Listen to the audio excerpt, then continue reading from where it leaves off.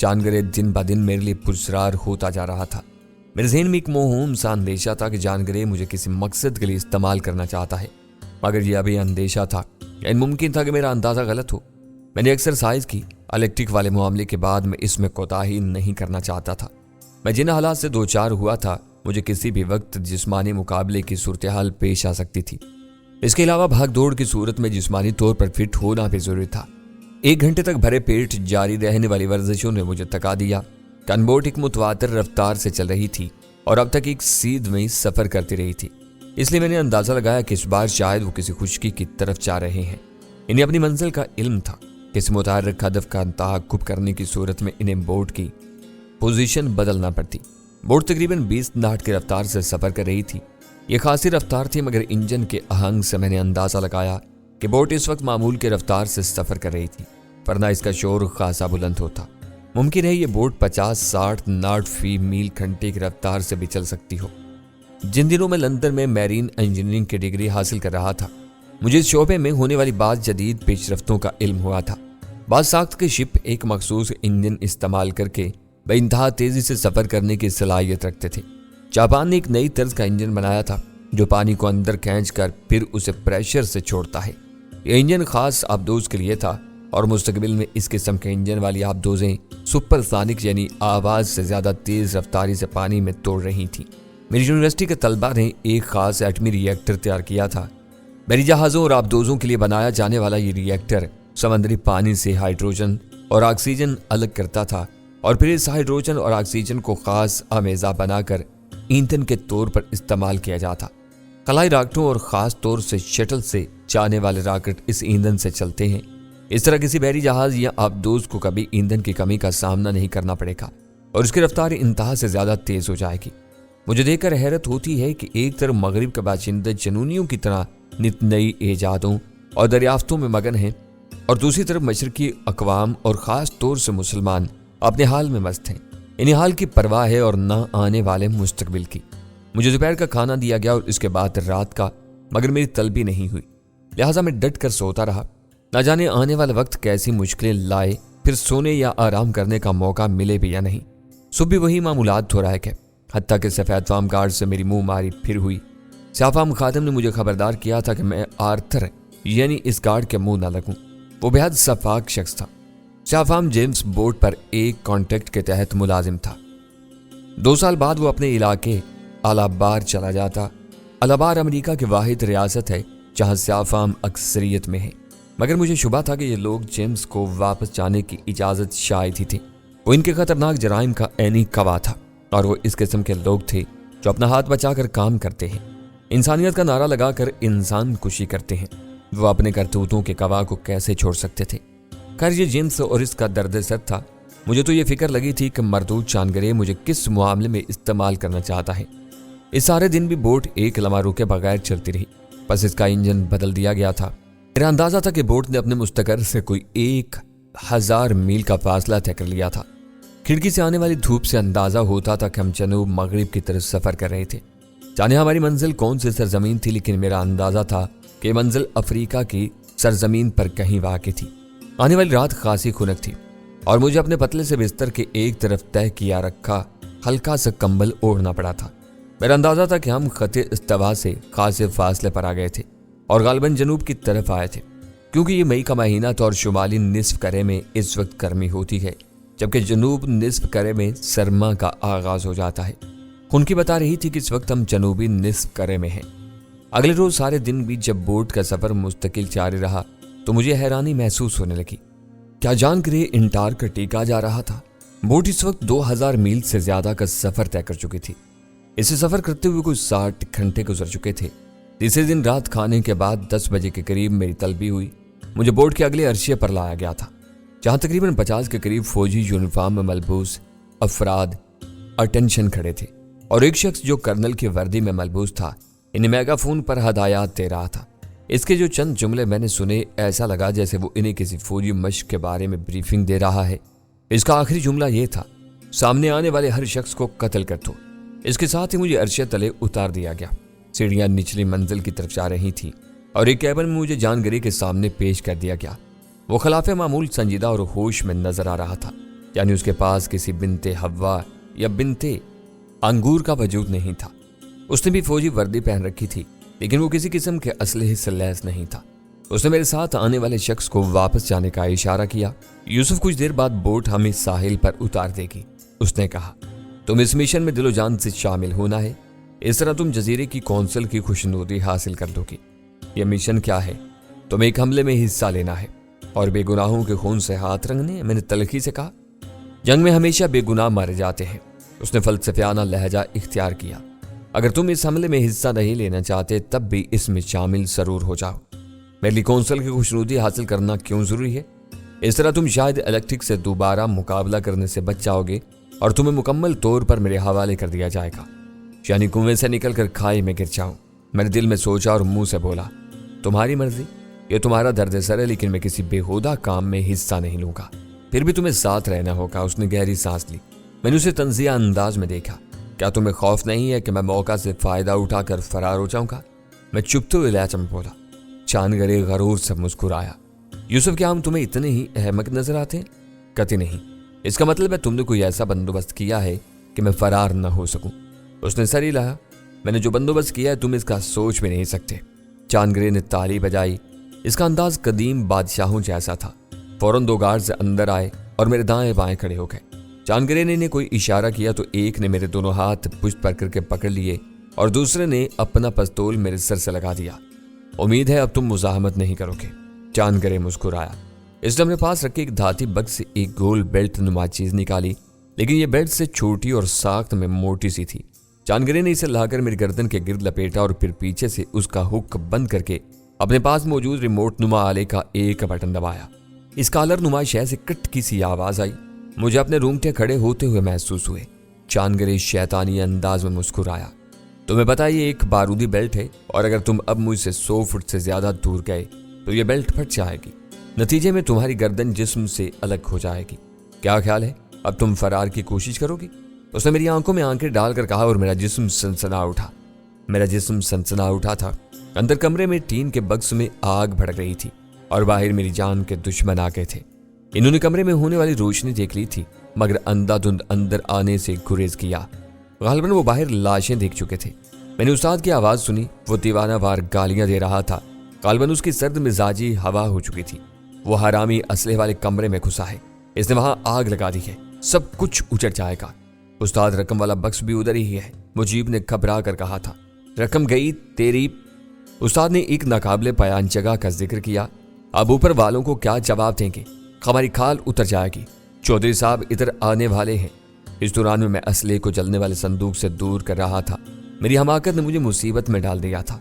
अगर आग काबू से बाहर हो जाती तो मेरे जिस्म के पुर्जे भी न मिलते। वहां इतना गोला बारूद था। मैं अपनी हमाकत को कोसने लगा। न तजर्बाकारी ने मुझे मरवा दिया था, वरना हनीफ के मरते ही मुझे हर शय पर लानत भेजकर वहां से निकल जाना चाहिए था। मैंने चारों तरफ देखा। इस कमरे से निकलने के सिर्फ एक रास्ता था, यानी दरवाजा, और इस पर उस्ताद और गुरगा मौजूद था। मैं बाहर कदम भी रखता तो मुझे छलनी करते थे। उस्ताद, इधर से निकल लो, मुजीब ने घबराए हुए लहजे में कहा। धमाका हो गया तो इस छोकरे के साथ हम भी मारे जाएंगे। बकवास मत कर। अगर हम यहाँ से गए तो वो भाग जाएगा और उसके बाद कुत्ते हमारी लाशें नोचेंगे। डील आखिरी मराहिल में है। अगर ये भाग गया तो काम खराब हो जाएगा।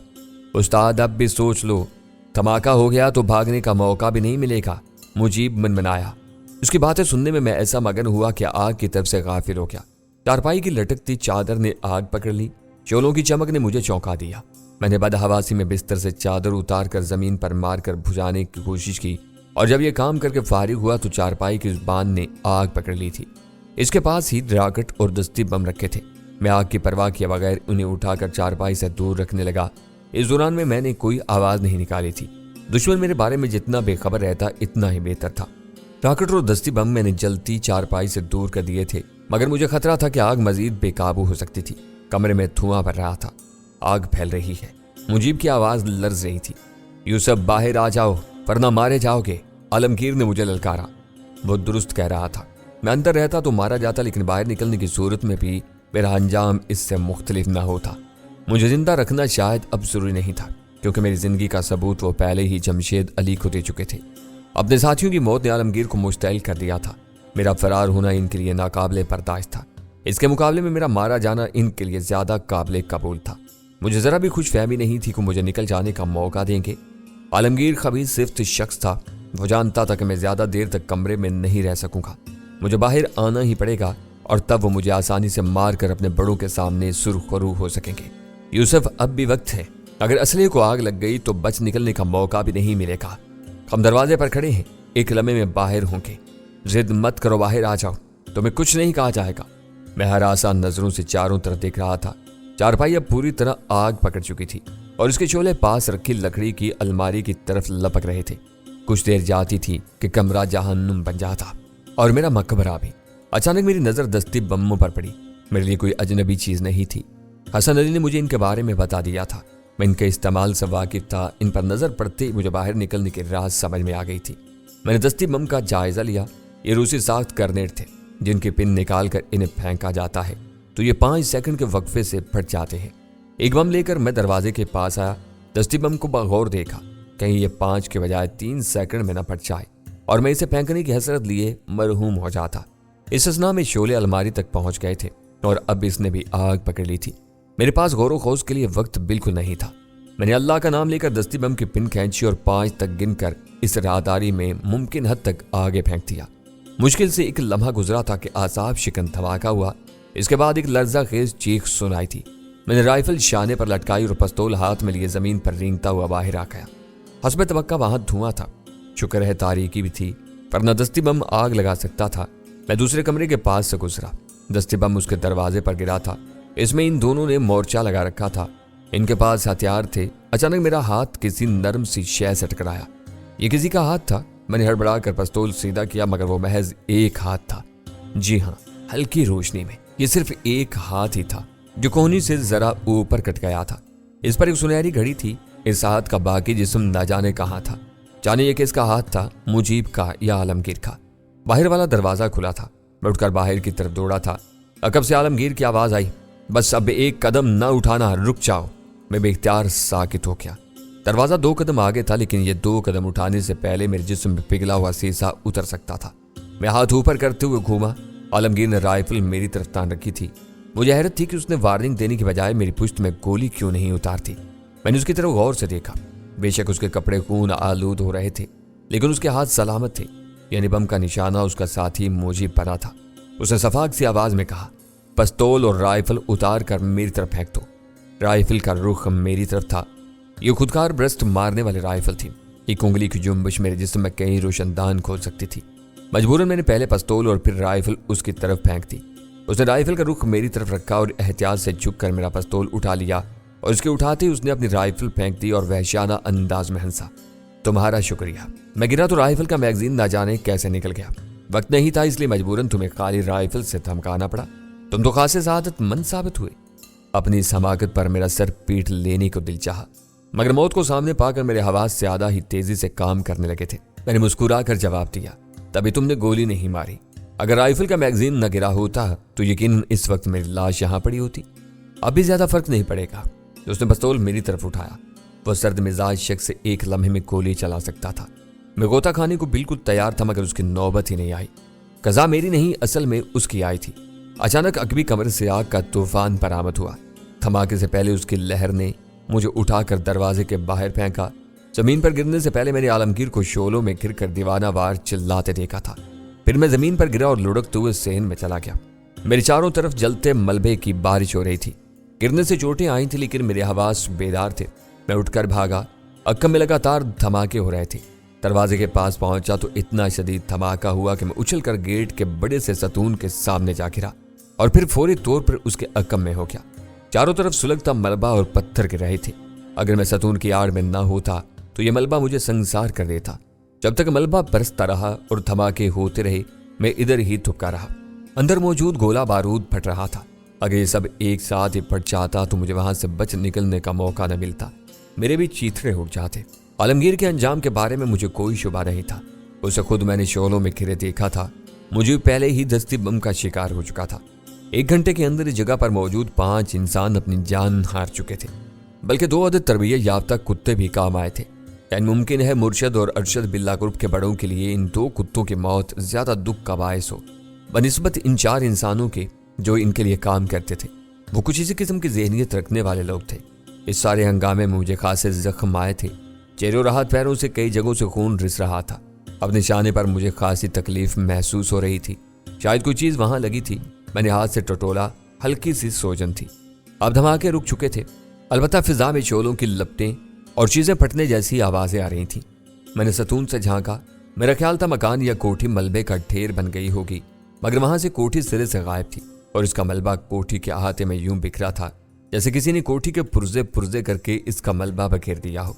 एक दीवार तक सलामत नहीं थी। तबाही की शिद्दत देखकर मुझे अपना बच जाना किसी मोजे से कम नहीं लग रहा था।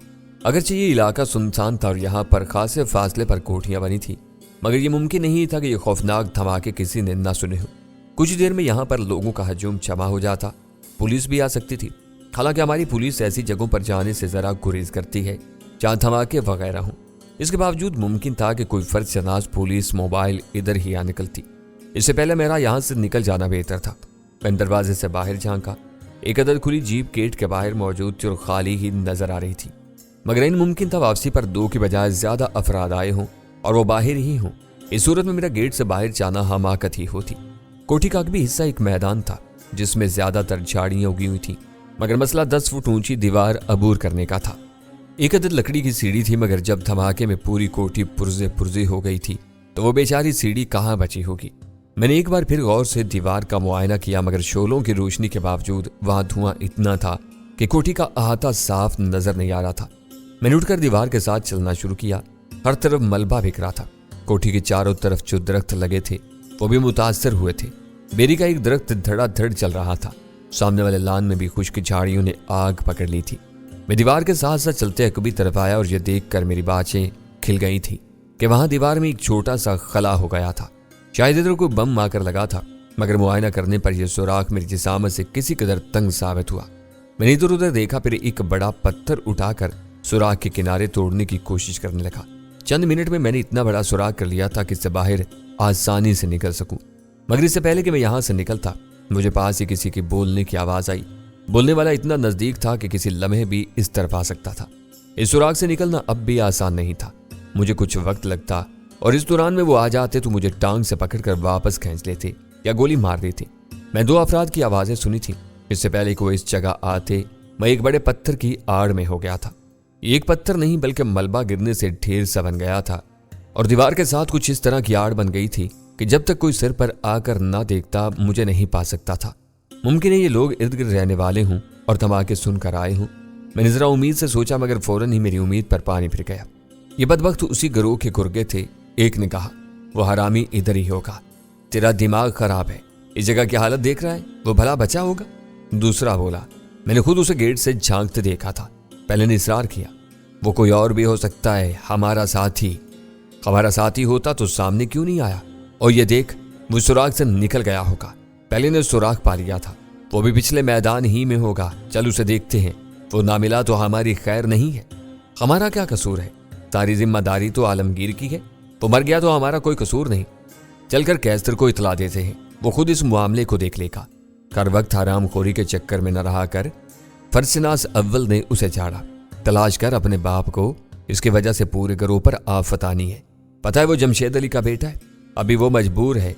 अगर उसे पता चल गया कि उसका बेटा हमारे पास नहीं रहा है तो सबकी शामत आ जाएगी, हम दोनों भी मारे जाएंगे।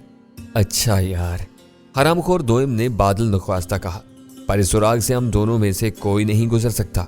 चल जीप में चलते हैं, वो ज्यादा दूर नहीं गया होगा। मिल गया तो ठीक है, वरना वापस चलेंगे। अव्वल ने तजवीज पेश की। जल्दी कर यार, पुलिस ना आ जाए।